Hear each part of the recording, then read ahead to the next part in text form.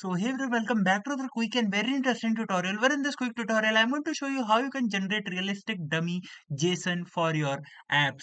Now in order to do it, all you need to do is just simply open any of the browser you have. For example, if I open the Google Chrome browser, here you have to search for JSON generator, JSON dash generator.com. You can see go to this URL and check it if I pronounce it wrong. Once you go over there, here all you need to do is to just simply provide the JSON specifications you want, and just simply hit this option which says generate. Once you click over there, here you're gonna see the JSON for your project have been generated. You can either download this JSON file, or you can directly copy that JSON code to your clipboard as well, and you can even add make some changes to this if you want. Alright, so that's it for this tutorial. I hope this video will be helpful for you. Make sure to hit the like button and subscribe button for more such helpful and interesting tutorials. See you in the next one. Take care.